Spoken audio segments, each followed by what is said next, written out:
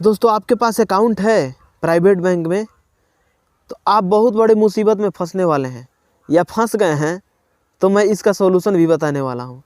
दोस्तों बहुत सारे अकाउंट जो है माइनस में चला जाता है। आखिर क्यों चला जाता है और इसका माइनस में चला जाता है तो क्या वो पैसा हमको देना पड़ेगा, या अगर माइनस में चला गया है उसको बंद कराना चाहते हैं, अब बंद नहीं हो पा रहा है। अकाउंट वाले जो हैं, आप बैंक में जा रहे हैं तो बैंक वाले कह रहे हैं कि जब तक ये जो चार्ज माइनस में गया है उसको आप जमा नहीं करते हैं तब तक आपका अकाउंट बंद नहीं होगा। तो आप तो फिर में पड़ जाते हैं कि हम करें तो करें क्या, ना अकाउंट बंद कर सकते हैं और इतना ज़्यादा माइनस में चला गया है। मान लीजिए 6,000 7,000 8,000 माइनस में चला गया है मेरा अकाउंट, तो उसको मेंटेन भी करते हैं तो मेरा ही घाटा है। तो आखिर इसको करना क्या है, सॉल्यूशन क्या है, इसके बारे में हम पूरा फुल डिटेल्स देने वाले हैं इस वीडियो में और बताने वाले हैं कि आपको ये एनुअल जो मेंटेनेंस चार्ज आपका माइनस में गया है उसको भी आपको जमा नहीं करना पड़ेगा, आपका अकाउंट बंद हो जाएगा अगर बंद कराना चाहते हैं तो। सबसे पहले बता दूं कि वही बैंक आपका अकाउंट माइनस में जाता है जिसका बैंक अकाउंट प्राइवेट बैंक में हो, सरकारी वाला कोई माइनस में नहीं जाता है। तो आइए समझते हैं और जानते हैं। वीडियो में आगे बढ़ने से पहले आप लोग से एक छोटा सा रिक्वेस्ट है कि अभी तक मेरे चैनल को सब्सक्राइब नहीं किए हैं तो सब्सक्राइब कर लीजिएगा, बेल आइकन को प्रेस कर लीजिएगा ताकि सभी नोटिफिकेशन आप लोग को मिलता रहेगा।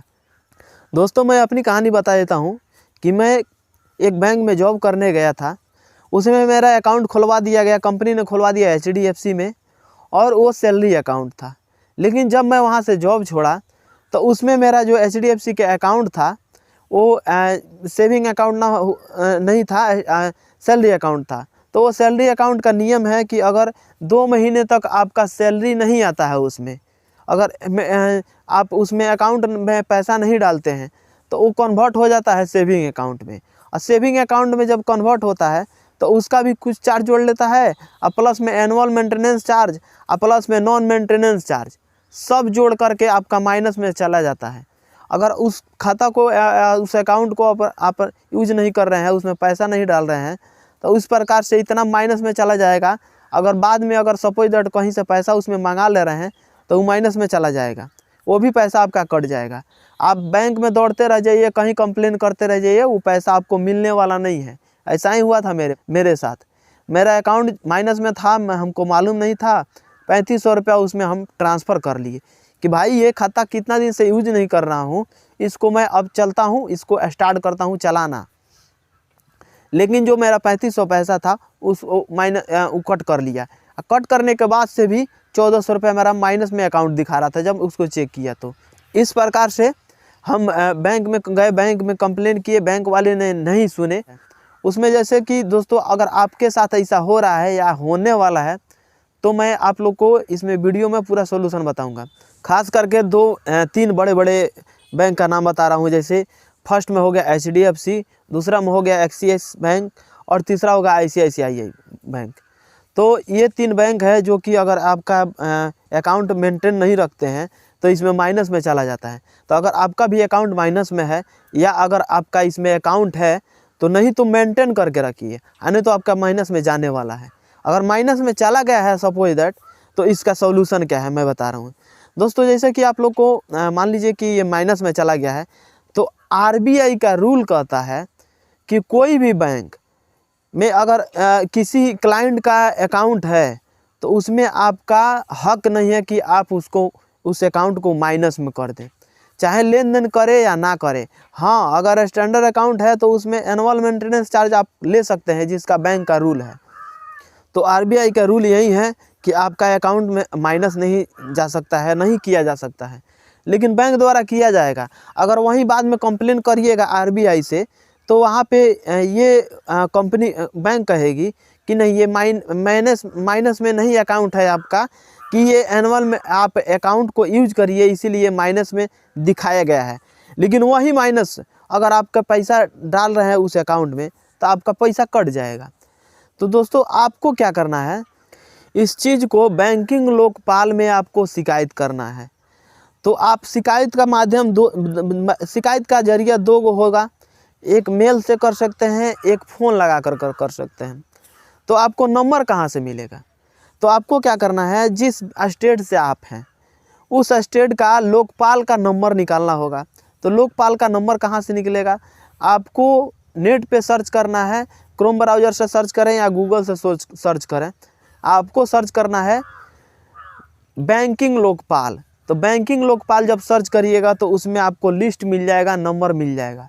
आपको सिर्फ करना है, फ़ोन लगाना है और बोलना है कि मेरा अकाउंट जो है इतना माइनस में चला गया है, मैं इतने दिन से यूज़ नहीं कर रहा था और मैं कभी पैसा डालता था तो उसमें कट भी हो जाता था। मतलब जिस प्रकार से आपका प्रॉब्लम था उस प्रॉब्लम का आपको सुनाना है और ये भी बताना है कि मेरा अकाउंट जो है इतना माइनस में है।